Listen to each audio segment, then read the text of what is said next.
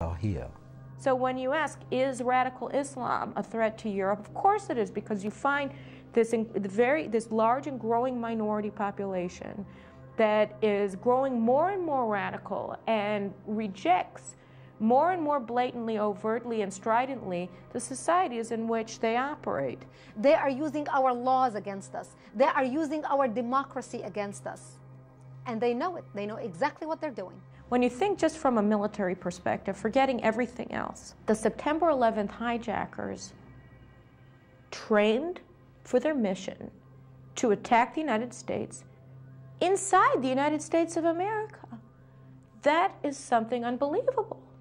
Here, these 19 Arab Islamic fundamentalists come to the United States, dress like Americans, get American driver's license, register in American flight schools, and in American flight schools, they learn how to destroy the World Trade Center with American jetliners. That is an unbelievable thing. That means that you don't need necessarily to have geographical territory at your disposal, because you can use the geography, use the territory of your enemies in order to destroy your enemies. That is the most postmodern type of warfare we've ever seen. It is the first war where no state is in war. It is a transnational war with transnational actors that is spread across beyond state and cannot be controlled by state. In fact, they can themselves infiltrate states, influence states, but they are not state actors. That is what makes this war far more difficult to execute. I think the world, despite the number of attacks on various countries, is still in denial. They don't want to believe that someone has declared war on them.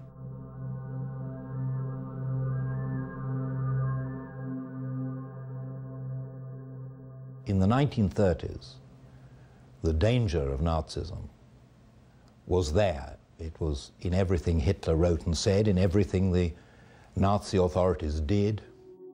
Dann wird das Ergebnis nicht die Bolschewisierung der Erde und damit der Sieg des Judentums sein, sondern die Vernichtung der jüdischen Rasse in Europa. In the corruption of a whole generation of German youth through the propaganda of Nazism in schools. But people thought, well, this is a German problem, it's a limited problem. We have our own problems, we have our unemployment. And I think the same is true today. They don't connect the dots. They don't connect the acts together. They don't see that Islamic fundamentalism is a global network and a global problem. There is no terrorist threat. There is no terrorist threat. Yes, there have been horrific acts of terrorism, and yes, there will be acts of terrorism again. But that does not mean that there's some massive terrorist threat. We have to worry about terrorism. If terrorism had struck on the West Coast rather than the East Coast, some of the folks in Hollywood might have a somewhat different view. People don't want to feel that this is part of a single threat, because if you come to that conclusion, and I'm sure it's the true conclusion, then you have to do something about it. If you ignore a real threat, like has happened in the past before World War II, then the world will pay with many, many millions of dead. In Second World War, the West was sleeping. The Munich Accords came regarding what should we do about this Adolf Hitler who wants to take over Czechoslovakia.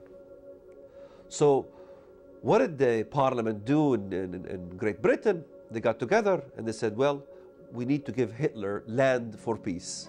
In return for Hitler's guarantee of world peace, Chamberlain and Daladier prevailed upon Czechoslovakia to give up the Sudetenland without a fight.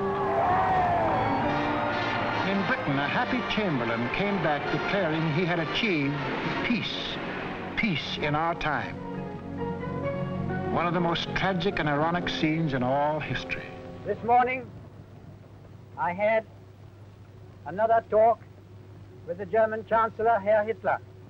And here is the paper which bears his name upon it as well as mine. Chamberlain believed that they could do a deal with Hitler. that Britain and Germany had a special affinity.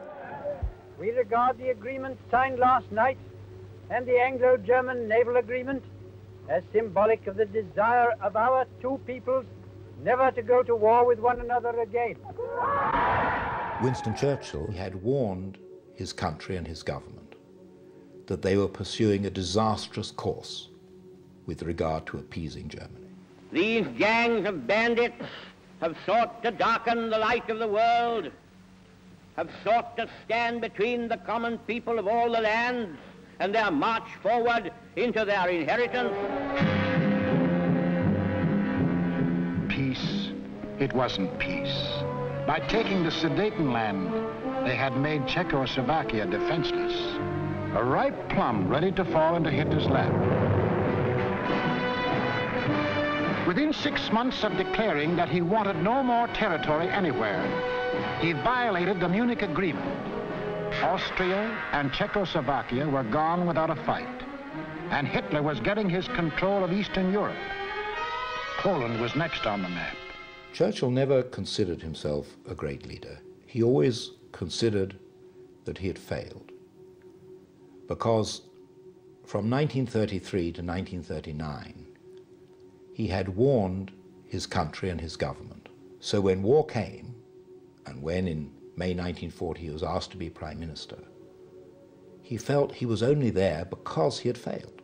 That if he had been listened to, if the country had understood the German danger, if the country had allied with other states threatened by Germany, then this situation would never have come to pass.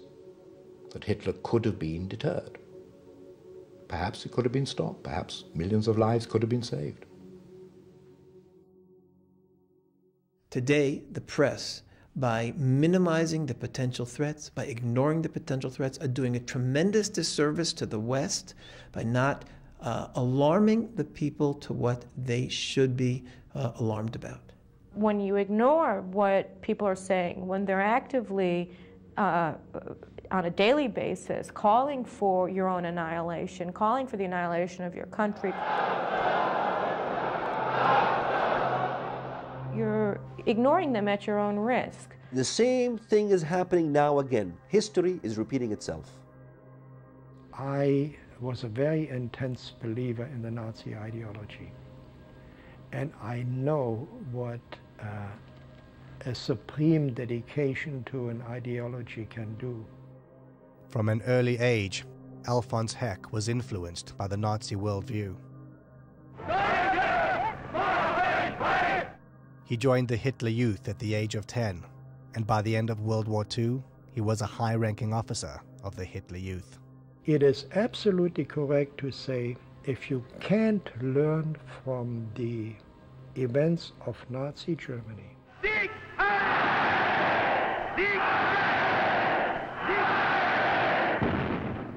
you will not be able to grasp the true intent of the danger of the radical Muslim world today. You're simply hiding.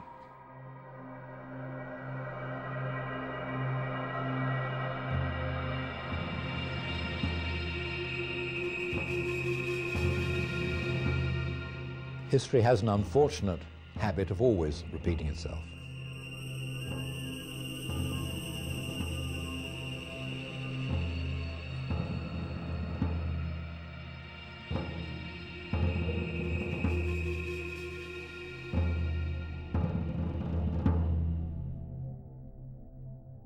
The idea that the radical Muslims have and that Nazis had is they demonize the Jews. You know, they just turn them into demons. And I mean, this is exactly what happened in Germany.